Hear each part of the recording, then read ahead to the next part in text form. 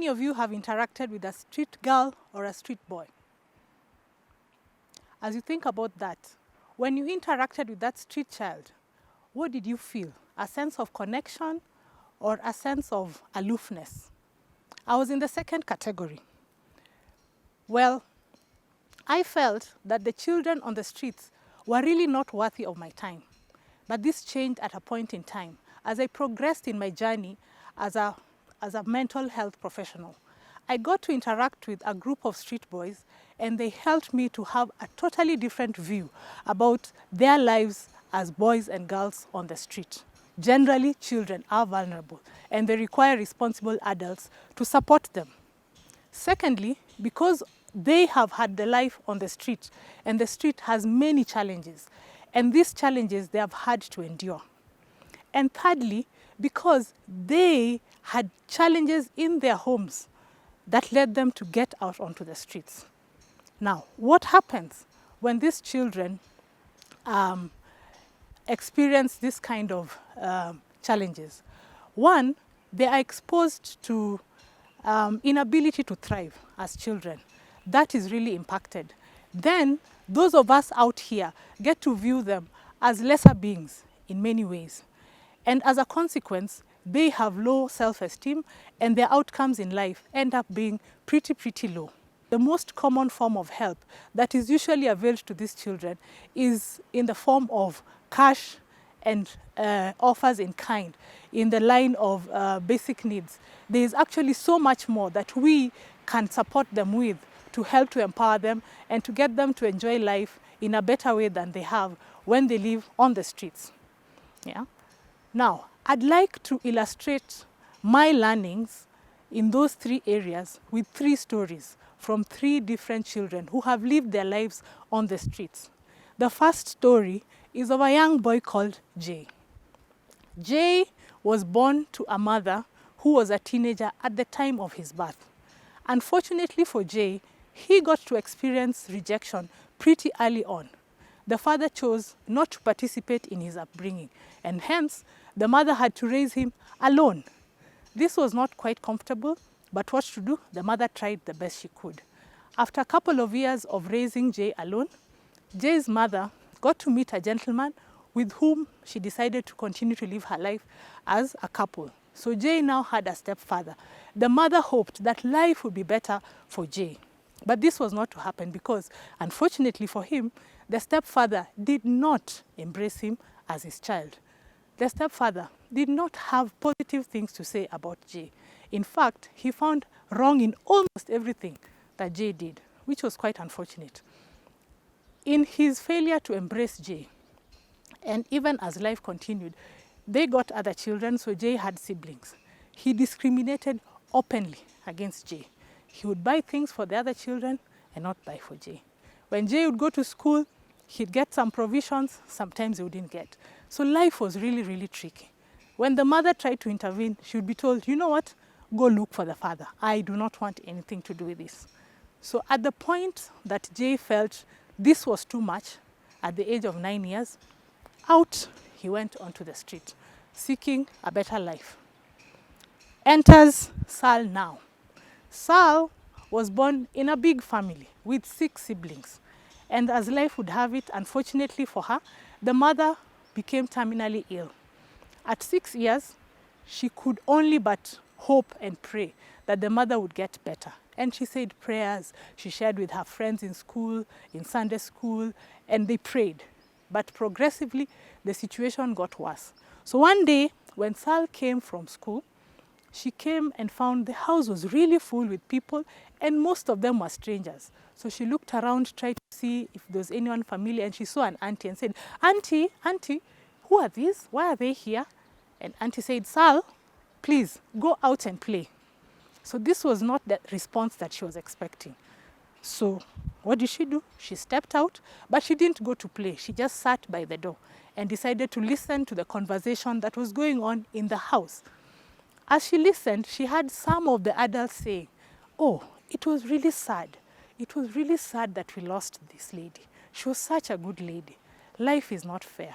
It's like, hey, which lady?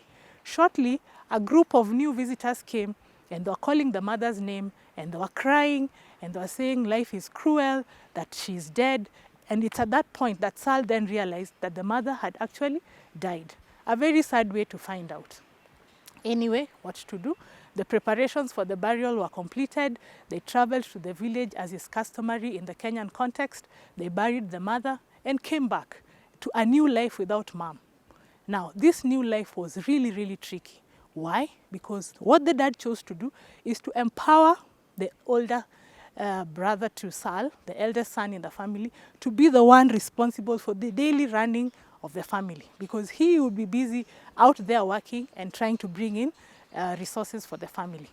Now, this older brother happens to be a 14-year-old, so really not quite able to take care of these responsibilities. So you can only but imagine how things went in that house of 7 children, where Sal was one of them.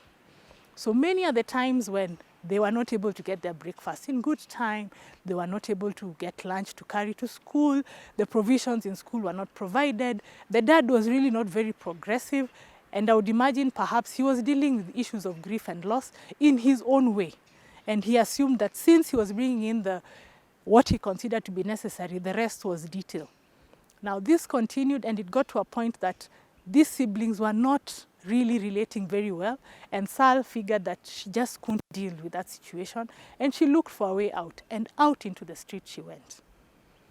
Now, the third story is of a boy called Troy.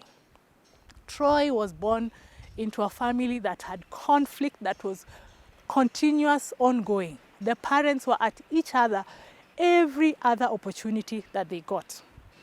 They would fight, they would shout, and many of the times that Troy had to find himself between the parents trying to separate them. At that age, the child believes that these things are happening because of them, so he really tried. But of course, it was not his battle to fight. And these disagreements continued. So what did it end up being? At 4 years old, Troy's mother decided, I'm not going to continue in this relationship, I am out. And she did not live with Troy, she left him. So Troy's dad, after some time, remarried. And now Troy had a stepmother. It was hoped that in having a mother figure in the house, life would be different. But this was not to happen. Troy's father was working out of town, so he was rarely at home. So it was Troy and the stepmother. Stepmother did not embrace Troy. So life was really, really, really difficult for Troy. So she prioritized everything else over the needs of Troy. She would disallow him to go and play before all the work that she assigned him was done. And the work was not age appropriate. When she got her own children, she made it the business of Troy to attend to the needs of the siblings. Whilst Troy didn't mind because these were his siblings, it was way too much. In terms of schoolwork, he had to prioritize school last. He would come from school, he would clean, he'd wash dishes, he'd attend to the younger siblings, then do homework. So many are the times that he actually did not get to finish the homework. Or if he did, it wasn't well done. And when he went to school and the teachers were concerned, they asked for the parents to come. Stepmom, no show. Daddy, not present. And hence, the situation continued. So as this happened through time, Troy found that this was just too much for him to deal with. And so he decided he needed some peace. And out to the streets he went. Now, when we look at these stories, which are representative of the experience of many of the boys and girls on the streets, you realize that they actually are victims of trauma. There's conflict, there's failure to be provided with what is basic, there's abuse in its different forms, physical, emotional, psychological, and there's even being forced to do things that are not age appropriate. And those are things that are not unique to these boys and girls on the streets. Many people out here experience those things. The question is, how do we deal with them? These boys took a step of courage to just get out of that very uncomfortable situation and try to find a way in which they would actually, get themselves some sense of relief. Now, When this happens, the unfortunate thing for them is they come to the realization that this new life out in the streets is actually not better than the life at home. It is different, but not better. One, there is no parent there to take care of them, so they must take care of themselves. And how do they do this? They enter into begging activities, they engage in manual jobs, and some of them even engage in theft, which is quite unfortunate. And they do this with the view of trying to survive. These children generally love school. They actually love school. But when they are on the streets, they're not able to go to school. Why? Because one, they have to take care of themselves. Two, they do not have sufficient resources to keep them in school. And hence, they miss out on the learning opportunities. The other thing that happens is that children thrive with play. They grow and develop well when they have an opportunity to play in a safe and structured way. When these boys and girls are on the streets, that is not a possibility. Because one, the streets are not designed for play. And two, they will be busy trying to fend for themselves. And hence, no opportunity to play in the way that helps them to grow and thrive. The other thing for us to note is that those experiences that lead these boys and girls out of their homes are really stressful experiences. And the experiences that they come and meet on the streets are equally stressful. So these combined things lead to very high levels of stress and even distress. And they seek to do something to bring it down. So many of them would engage in self-medication. You'd find them partaking alcohol. You'd find them smoking cigarettes, smoking cannabis, sniffing glue in our Kenyan context. They even sniff jet fuel. And there's a myriad of other things that they would interact with the view of trying to relieve the distress that they have. We also realize that on the streets, they do not have appropriate adult supervision.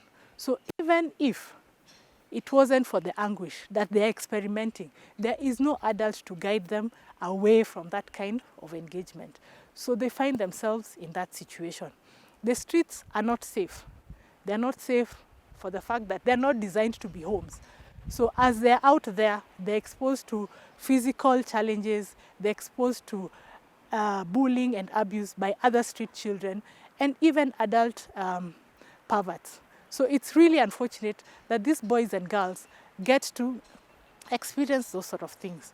So then the big question is, with that realization and being persons that can relate to them and would want to make a significant difference in their lives, what are some of the things that we could do?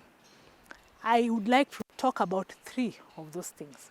One is assist them to get into a structured arrangement to be able to access what is considered to be basic needs and basic rights. We tend to give them handouts, in terms of cash and even other things in kind. Whilst that helps, it doesn't really operate in a sustainable model. So it is incumbent upon us to look for ways in which we can do this in a more sustainable manner. The other thing that I'd like us to think about is how do we help these boys and girls who are living their lives on the streets to connect with a stable family. Stability and family relations are key for children to thrive and even adults. So it is a responsibility that we have as persons of interest to find ways to help these families. Listening to the stories that have been shared, we find that some of these families have serious challenges. So it then means that if we want to help these children, then we need to look into their family situation. It could be a situation where we help to empower the families to be economically stable. It could be a situation where we help them to access new skills in the range of parenting skills so that they're better able to parent their children in more effective ways. It could also be ways of connecting them to rehabilitation services, because we find that some of them have experienced issues of substance abuse disorder and are not able to function very optimally as caregivers. So those are some of the things that we could do, and perhaps others, to link these children to a stable family setup. The other thing that we could do is to act as role models to these children. These boys and girls, like the boys and girls in our homes, desire and thrive on what they see. Yeah? So if they see things that are not particularly appropriate, they are more likely to act in those ways. So think about it. This child has grown up in a home where the behavior that is modeled isn't the most appropriate. They have gone into the street, and what they're exposed to is really behavior that is not appropriate as well. And yet, we expect them to actually grow up and become responsible citizens. Now, that is a difficult thing for them to achieve. So when we step up and we model for them the positive ways of behavior, then we actually contribute to a big difference in their lives. So my question to you is this.